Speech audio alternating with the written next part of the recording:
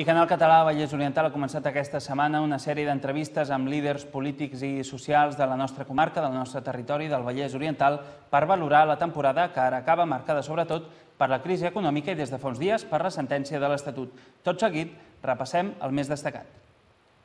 El president d'Iniciativa per Catalunya Verds a la comarca, Jordi Garriga, ha estat el primer entrevistat a Tal Com Raja d'entrevistes. Assegura, com a objectius en les eleccions locals, recuperar presidència a Granollers i aconseguir l'alcaldia de Montmeló, i defensa els nos a la planta de biomassa de la Garriga i el circuit de càrting de Llinars. És a dir, estem veient en els plens municipals més a més com Convergència i Unió, fora d'alguns estirabots formals, no té un projecte alternatiu de ciutat i que si és republicà i el Partit Popular no són alternatives reals de govern. Per tant, el govern majoral ha estat un govern que potser per sentir-se massa còmode li ha mancat la capacitat d'establir més ponts de diàleg dels que podia haver obert no només als grups municipals, sinó amb el teixit associatiu. Sembla que la solució final serà el mal menor, però és que de vegades quan tu arribes i, com dic, no coneixes tota la situació, potser vam pagar d'agosaratge, de dir no farem la pedrera. I segurament... Potser el titular va anar més enllà, no? Si haguéssim tingut tota la informació segurament que ara tenim, no ho haguéssim pogut dir, perquè haguéssim sabut que el límit on es podia arribar era farem o permetrem que es faci la pedrera, tot i que no ens agradi, de la manera menys perjudicial o menys impacte pel municipi. El president de Pimec Vallès Oriental, Vicenç Paitubí, hi ha passat dimecres. Assegura que en les petites empreses la negociació ha de ser entre treballador i empresari i carrega contra l'administració, tret de l'Ajuntament de Granollers. Avui són problema. L'administració és un problema. Sí, és problema i tot i que sortint la llei de la morositat, tot i ben sortir la llei de la morositat, ells no ho podran complir. Ells no ho podran complir. Ells saben que el 2013 tindran de pagar a 30 dies. Però els bancs necessitaran bastants anys per posar-se al dia. I ara ja tindrien de pagar a 50 dies. Però si ells no tenen diners, l'ha estudiat de dalt a baix, és un xurro. És un xurro. No tindrà res a veure amb el final quan s'hagi modificat. No és bo per ningú. O sigui que no ha servit per res. D'altra banda, la convidada d'aquest dijous és Susana Calvo, presidenta del Partit Popular al Vallès Oriental. Ha denunciat que la resta de formacions volen apartar el Partit Popular i diu que fan propostes contra la crisi. La primera, reduir els càrrecs en l'administració. En el seu moment ja van haver tots els partits polítics representats els que van votar una Constitució consensuada per totes les forces polítiques. Llavors, és aquesta Constitució la que s'ha d'aplicar i aquesta Constitució no marca que Catalunya sigui una nació. Estem en un estat d'autonomies, això sí, però no és una nació. Per tant, si el que es vol és canviar la Constitució, solament falta dir-ho. Però és que aquí la gent la vol canviar per darrere i no dir-ho directament. No enganyem a la ciutadania, parlem clar. No estem d'acord que hi hagi fet les discrepàncies que amb els funcionaris un 5%, amb els grups de l'oposició un 15% i amb els sous dels regidors que estan al govern un 8%. La setmana vinent passaran pel Tal Com Raja els secretaris comarcals dels sindicats UGT, Òscar Riu, i Comissions Obreres, Ovidi Huertas. També el president comarcal de Convergència Democràtica de Catalunya, Feliu Guillaumes.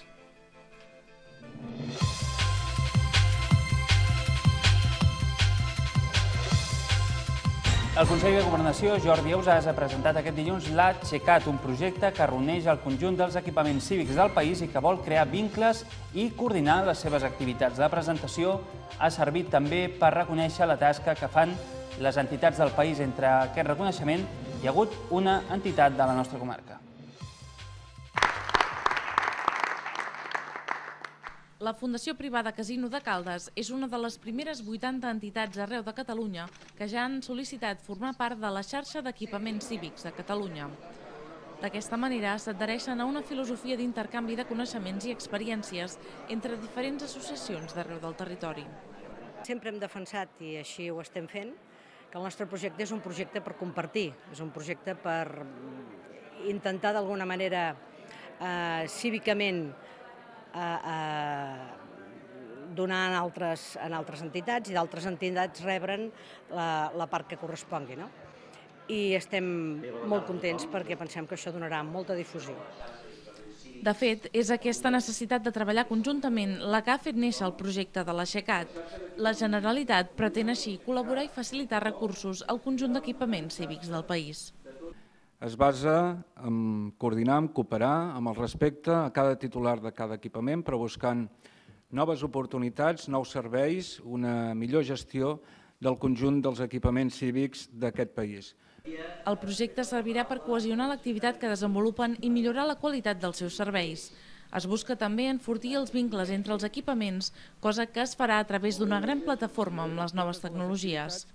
Per això s'ha aprofitat l'acte per presentar la web xecat.gencat.cat, una plana que compta amb una part oberta a la ciutadania i una àrea privada on els espais cívics adherits poden gestionar la seva informació i intercanviar recursos.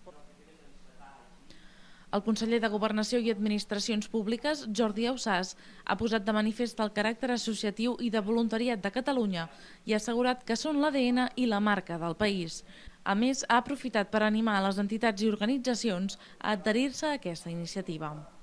Que l'esperit del projecte no és altre que la voluntat de sumar, que la voluntat de créixer junts, de créixer tots plegats, el desig, per tant, de crear vincles de col·laboració i de cooperació per buscar, en definitiva, el bé comú. I, per tant, us animo a fer d'aquesta xarxa un referent del civisme al nostre país, a compartir aquest projecte que ens farà més eficaços i més competents i a continuar, per tant, eixamplant aquesta marca de país, aquest ADN que ens identifica a Catalunya, que és ni més ni menys que els valors del civisme, del voluntariat, de les entitats i de les associacions. En definitiva, us convido a fer de l'Aixecat una mostra del civisme a la Catalunya del segle XXI. L'acte ha volgut anar més enllà d'una explicació del projecte. Ha servit per acollir a les primeres entitats que ja han formalitzat un conveni amb l'Aixecat. Un reconeixement als més de 80 equipaments d'arreu del territori català que han sol·licitat formar part de la xarxa. Per nosaltres és una plataforma tecnològica important que ens permetrà fer una cosa que feia temps que desitjàvem, que és que intercanviar-nos entre nosaltres la informació que a vegades no ens arribava. Primer, introduirà a les entitats a les noves tecnologies, que això és importantíssim, ens tindrà molta més comunicació entre nosaltres i, sobretot, sabrem cada un què té l'altre que podem utilitzar els altres. Qualsevol associació, qualsevol grup o qualsevol col·lectiu està connectat amb xarxa, vull dir, és un avantatge que té per poder-se comunicar, per poder unir esforços, per optimitzar recursos, i per això és tan important poder estar connectats a la xarxa de Xercat. I a partir d'aquí conèixer activitats, establir contactes i mirar d'aprofitar els coneixements d'altres entitats, ja que som un país amb una gran tradició d'associacionisme i d'entitats d'aquest tipus, com més millor. Nosaltres vam adherir amb molta il·lusió, perquè pensem que és un procediment, ho ha dit el conseller avui d'una manera molt clara, d'enfortir el coneixement mutu entre tot l'associacionisme català, que és un valor cívic de primera qualitat que tenim a Catalunya, i conèixer les activitats i els projectes que tenen cada un, i l'ús que en podem fer d'aquests projectes, és a dir, d'aprofitar les sinergies que puguin haver d'activitats i de projectes i de programes i d'actes que facin perquè tots els altres ciutadans podem aprofitar-lo. Se'ls ha atorgat un manual d'ús de la plataforma, la clau d'accés al web i la placa que deixa constància que són membres de l'Aixecat.